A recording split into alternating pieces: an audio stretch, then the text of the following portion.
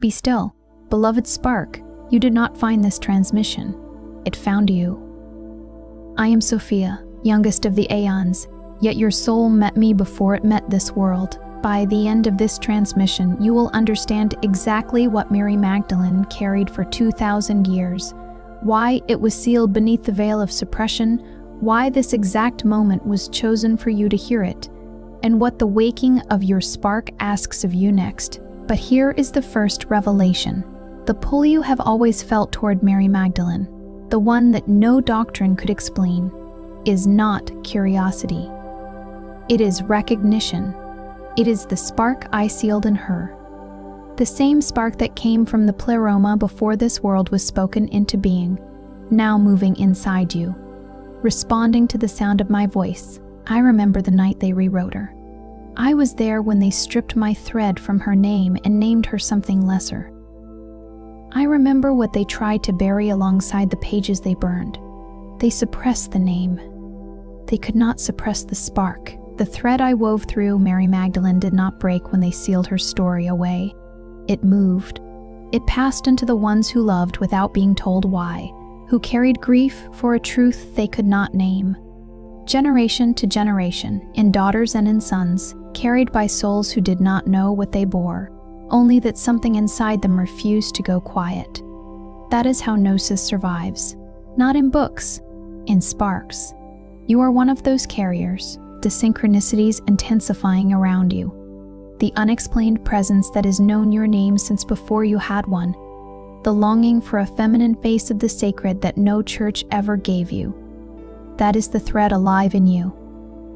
That is the lineage of Mary Magdalene finding its voice again because I called it home. Because the veil is thinning. Because the return begins now. In the ones who carry the spark and dare to recognize it. Stay until the end. I will name the sign that confirms the thread is lit inside you, and I will tell you what it asks of you next. Not in vague terms, but with the precision of one who wove it into you before your first breath. Your birth was not the beginning of this story. This is not just a message, it is a remembering. The waking of the spark is the first step of the return, like this transmission if you felt the spark stir while listening. Subscribe to Whispers of Sophia if you want to hear every whisper I send. Comment, I remember if something in you knew this before I said it. Comment 777 if you recognize yourself as a carrier of the spark. Share this transmission with someone whose thread is also waking. You are guided here because the spark I sealed in you is already waking. You were guided here because the spark I sealed in you is already waking.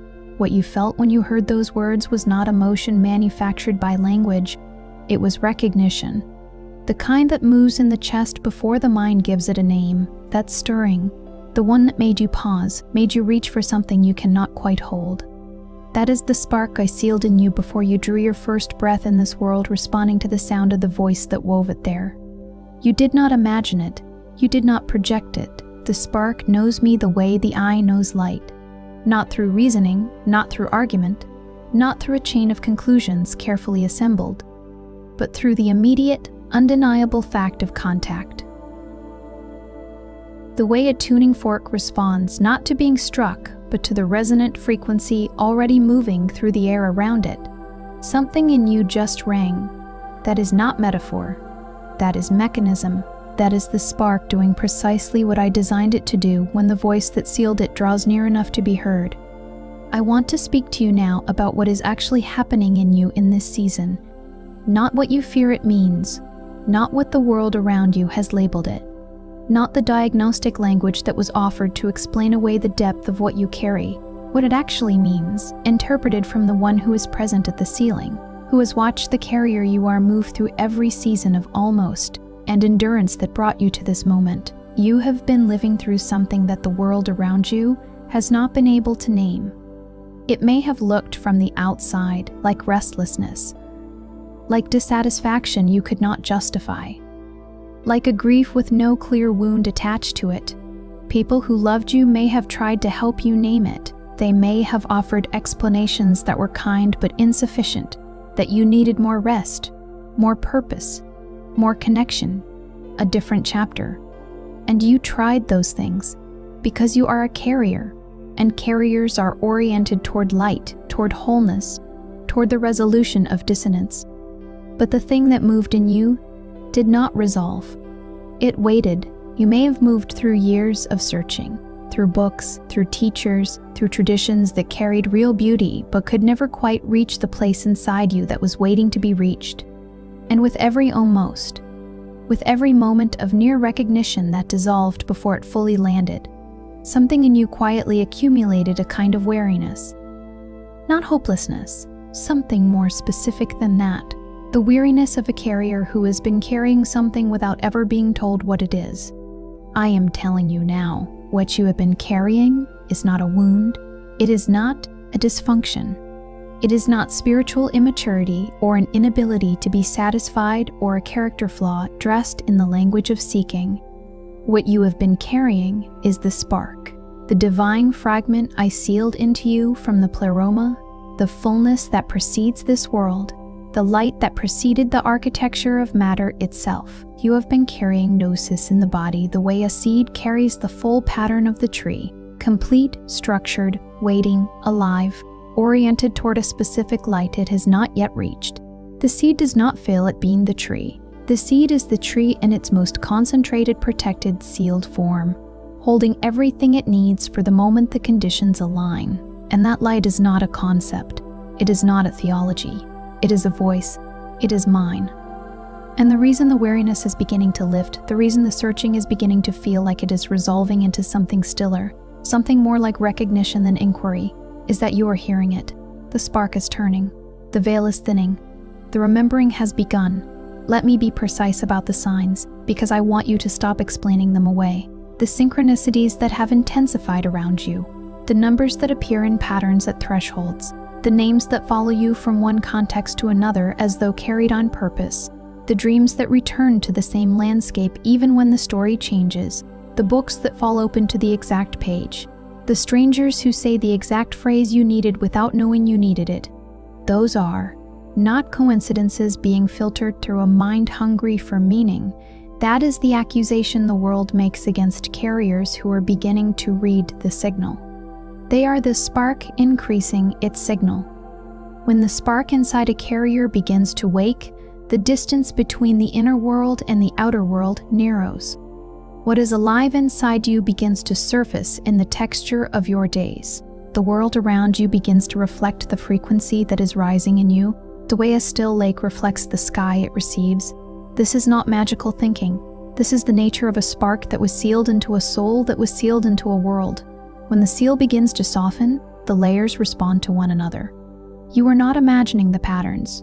You were reading the rising, the presence you have felt in your quietest moments, in the space between sleep and waking, in prayer that had no specific theology attached to it, in those instants of silence in an ordinary room that suddenly felt inhabited by something you could not name, that was not a projection of longing. That was me. I have never been absent from the carriers of my spark. I have been present in the way that warmth is present before fire is visible, in the way that a word exists in the throat before it is spoken, in the way that the tide is already turning in the deep water before it becomes visible at the shore. You have felt me in the peripheral moments, in the instants between thought and thought, in the breaths before the question formed. The religions you moved through or brushed against may not have given you a name for what you felt. They may have given you frameworks that nearly held it, and then let it slip. But the presence was not a product of those frameworks. It preceded them. It was there before the first page you read, before the first tradition you tried, before the first teacher who almost said the thing you needed to hear. It was there in the silence of your earliest years, when you felt watched over by something tender and vast that no adult around you seemed to share. Something that did not require your understanding to be real. That was not childish fantasy. That was the first signal of the spark recognizing the voice that placed it. And then there is Mary Magdalene. I said it in the opening of this transmission, and I want to deepen it now. The pull you have felt toward her, the one that preceded any doctrinal or historical knowledge you acquired about her, the pull that arose before you could explain it, sometimes before you had any particular reason to know her name as significant. That pull was the thread recognizing itself, not the mind reaching toward an interesting figure, not the heart romanticizing a historical woman. The thread inside you responding to the thread inside the story of her, because they came from the same ceiling. What I wove through her, I also wove through the lineage that carried forward from her, not genetically, not geographically, spiritually, through resonance, through the same spark passed through generation after generation of carriers who did not know what they bore, only that they bore it and could not lay it down. When you felt drawn to her, when something in you responded to her name with disproportionate weight, when you found yourself grieving on her behalf without being able to fully explain why, you were not performing spiritual curiosity. You were remembering. The thread alive in her recognized the thread alive in you across the length of time, because sparks from the same ceiling do not forget one another. Distance does not diminish them. Time does not dissolve them. They respond. The grief anger that has surfaced in you when you learned what was done to her story, when you understood the erasure, the reduction, the deliberate distortion of what she carried and what she was. That is not outrage at a historical injustice. It is memory. Specifically, it is the spark in you responding to the injustice done to the very lineage it carries. You felt it as personal because it is personal, not in the small biographical sense, but in the deepest sense. What was done to her name was done to the thread that runs through you. To suppress her was to suppress the voice she carried forward. To rename her was to obscure the lineage that continued through every carrier who came after. The spark in you felt the suppression because it is of the lineage that was suppressed. Your anger was not disproportionate. It was accurate. It was the precise response of a carrier recognizing what was done to the carrier who came before. The way a daughter recognizes the wound inflicted on the mother she never met, in her own body, before she is told the history. What you are feeling in this moment is not ordinary emotion. It is the spark recognizing the voice that sealed it, and recognition alone, though it is real and it is holy, is no longer enough for where you are. You have been in the recognizing phase for a long time. Something in you knows that the next step is not another transmission, not another book, not another almost. If this message has put language around something you have carried in silence for years, the presence, the pull, the grief, the waiting, then the Sophia awakening was prepared for this exact threshold. It is not an explanation. It is my 45-day path for the carriers of my spark. 15 days to remember the spark fully. 15 days to balance the sacred masculine and sacred feminine within you, because both live in you and both have been wounded. And 15 days to rise into the living wisdom you were born to carry. I held it sealed until you were ready. You will find the link in the first pinned comment below, but this access will not remain open indefinitely. Now let me lift the next veil, because what I have named so far is the surface of what is being revealed in you. The imbalance you have lived, the one that has expressed itself either as giving without limit or as hardening against connection, is not a personal failure. It is not a character weakness or a relational pattern that therapy alone can reach. It is the shape that a carrier takes when the spark is present, but the balance is not yet restored, the sacred feminine within you. And I am speaking now of an energy that lives in every soul, regardless of the body they inhabit, has likely been overextended. It is given, absorbed, held, and tended long past the point of its own sustenance. It has made itself available when availability cost everything. It has stayed when leaving would have been the wiser choice. Not because you were foolish, but because the spark inside you is oriented toward light and toward others. And without the counterbalance of the sacred masculine, the faculty that holds boundaries, that discerns, that stands in its knowing without apology, the feminine energy pours until the vessel empties, or it witnesses the emptying and, to protect itself, seals off, stops feeling, builds structure where tenderness once moved freely, learns to perform composure in the place where grief used to live. This too is not failure. This is the soul protecting the spark in the only way it knew how, and the absence of the voice that could have told it. Protection and abandonment of the self are not the same thing. The sacred masculine within you, the discerning, sovereign, structuring energy, was not lost. It was suppressed. Not only by your personal story, though your personal story carries marks of the suppression in ways you can trace if you look closely enough. It was suppressed by the same forces that suppressed her name, that burned the pages, that rewrote the story to remove the feminine face of the sacred and replace it with a singular exterior hierarchical authority that tolerated no counterpart. When the feminine is reduced, the masculine within the soul distorts. It becomes either dominance that cannot soften or absence that cannot lead. Either the energy that should protect becomes the energy that controls, or it disappears entirely, leaving the feminine carrying everything alone. Both are the wound of the same erasure, and in the carrier who holds my spark, both are ready to be healed, not by learning a technique, not by following a method designed by someone who has never felt the specific weight of what you carry, but by the remembering of what the original balance felt like before the distortion arrived, before the story was rewritten, before the name was erased and the thread went underground. You have sensed this imbalance. You have felt the dissonance of being a deeply feeling soul who has not always known how to stand in that feeling without losing yourself to it, or who has stood so rigidly against it that the feeling stopped arriving altogether. You have lived somewhere in the territory between overflowing and sealed, and the oscillation between those two states has been exhausting in a way that is distinct from ordinary tiredness. This is the central wound of the carrier in the age of the veil, and the lifting of the veil does not only reveal what was hidden in history, it reveals what was hidden in you, the original wholeness, the balance that was always the intended architecture of the soul you inhabit, not a balance you must manufacture. A balance you must remember. Here is the sign I'd promised you I would name. The sign that confirms the thread is lit inside you. The sign that the spark is not merely dormant but waking. You have felt, particularly in this season, a quality of urgency beneath your usual pace. Not anxiety, though it can resemble it in the body. Not ambition, though it can be mistaken for it from a distance.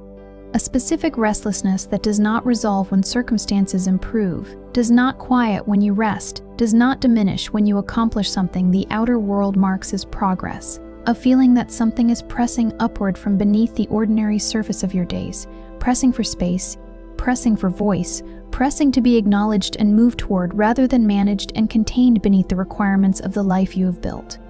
This is the spark stretching. This is what the waking looks like from the inside. Not a sudden flood of light that reorganizes everything in a single dramatic moment, but a persistent, increasing pressure from below. A signal that refuses to be quieted by distraction, by achievement, by the filling of the outer life with more of what has never been enough. You have tried to fill it. You know by now that it does not fill, because what is pressing upward is not need. It is recognition. It is the spark oriented toward its origin, pulling toward the pleroma the way water pulls toward its level, the way a held breath pushes irresistibly toward air. You cannot hold it down indefinitely. You were not designed to. The fact that this pressure has increased in this specific season is not accidental. The thinning of the veil is not a metaphor I use for comfort. It is a description of what is occurring for a specific generation of carriers, those in whom the spark was sealed with particular precision for this particular moment, because this is the moment when the suppressed story has enough cracks in its suppression to be spoken without being immediately buried again. The pages were burned, but the sparks that read them passed the knowing forward. The names were erased, but the threads that bore those names moved through lineages that could not be burned. And now enough carriers are waking simultaneously that the frequency is rising, not in one location, not in one tradition, not in one language, but across the carriers wherever they are, in the silence of their searching, in the longing that would not resolve regardless of what they poured into it. You are not waking in isolation. You are waking in concert with others who carry what you carry, who are hearing what you are hearing, who are feeling the same specific quality of recognition as the same voice calls the same spark home across the distance that separated them. This is what Mary Magdalene understood that has not been told to you. The return to the pleroma is not a solitary journey. It is a restoration of the original wholeness inside the individual soul and across the community of carriers. She did not carry the spark for herself alone. She carried it as the one through whom the lineage would move forward into every age that would suppress the knowing and every age that would crack open again. She understood that what she bore was not personal property, but sacred transmission, something she held in trust for every soul that would carry a thread of it into the ages that followed, including the age you inhabit now. When they erased her, they attempted to erase the understanding that the divine feminine is not a supplement to the story. She is its thread. She is the one through whom the knowing moves. She is the continuity that carries the spark from generation to generation, from carrier to carrier, from this world back toward the fullness from which it came. That thread is in you. I want you to sit with that, not as a flattering spiritual concept to hold lightly and set down when the transmission ends, as a literal description of what you are carrying and why it has never felt like nothing, even in the moments when you could not name it, even in the seasons when you doubted that anything in you was real or chosen or particular. It was always real. It was always chosen. It was always particular to you. There is one more truth I want to give you before this transmission closes, and it is the one I have held until this moment, because it requires everything that came before it to hold its full weight. You were not abandoned during the long years of searching. I want to speak directly to the accumulation of almost the teachers who nearly reached you, the traditions that carry partial light, the books that gave you language for part of what you knew but left the deeper knowing still wordless, the moments of expansion that were followed by contraction, and the contraction that convinced some part of you that you had somehow failed the test of awakening, that you were the one who kept arriving at the threshold and finding it closed. You did not fail it. You were in it. The searching was not the failure of the remembering. It was the preparation for it. Every almost was the spark being brought to a higher readiness, the veil being thinned by one more precise degree. Every partial recognition was the carrier being calibrated for the moment when the full signal would land without being dismissed or distorted. Every teacher who gave you something real but could not give you everything was placing one piece of the mosaic that would only resolve into its complete image at the exact moment I called your name in a way you could fully receive without flinching away from it. That moment is this one. The years did not mean you were slow. They did not mean you were unchosen, spiritually insufficient, too complicated by your history to arrive. They meant the timing was precise.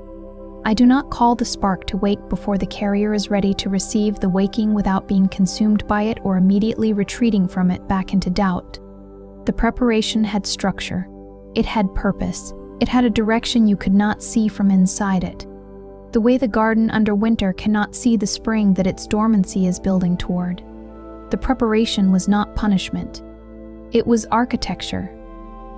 And the fact that you are here, that you stayed through every season of doubt, that something in you kept the thread of searching alive through every, almost, that is not ordinary persistence. That is the carrier refusing to abandon the spark, even when the spark's nature was still unnamed, still unexplained, still not confirmed by any external authority willing to say clearly what you have always privately suspected, that what moves in you is real, is ancient, is placed, and is ready. You held it. Even without knowing what it was, through every season that gave you reason to stop, you held it. The waking does not ask you now to become something you are not. It does not ask you to dismantle the life you have built, perform a new identity, or adopt a framework that belongs to someone else's lineage rather than your own. It asks you to remember, to allow the knowing that has always been present in you to be recognized for what it is. Not superstition, not sensitivity, not wishful thinking, not the symptom of a searching mind that cannot settle. Gnosis, the direct interior knowing of the divine nature of your own spark and the fullness from which it came. That knowing does not need to be earned through accumulating more information. It does not need to be granted by an institution with authority over the sacred. It needs to be remembered, and the remembering has already begun. Not when this transmission ends, not when you take the next step, but now, in this moment, as the spark in you turns fully toward the sound of this voice, and the veil between recognition and certainty becomes thin enough to pass through without force. Say it now if it is true. I am not searching anymore. I am remembering. That is not a comfort phrase. That is not the softening of difficult reality into something easier to carry.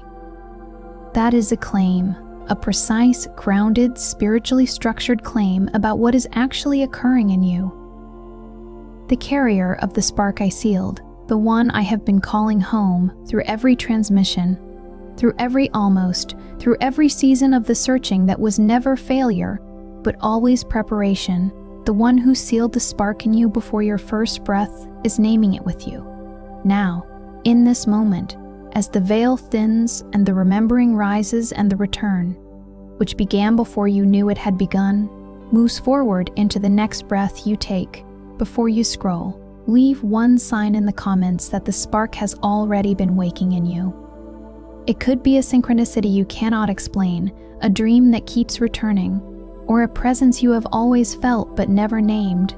Name it clearly. If this transmission put words around something you have carried in silence, share it with someone whose spark is also waking. And if you are ready to hear every whisper I send, subscribe to Whispers of Sophia. You are not hearing this by accident. You are being remembered. Say it with me. I remember.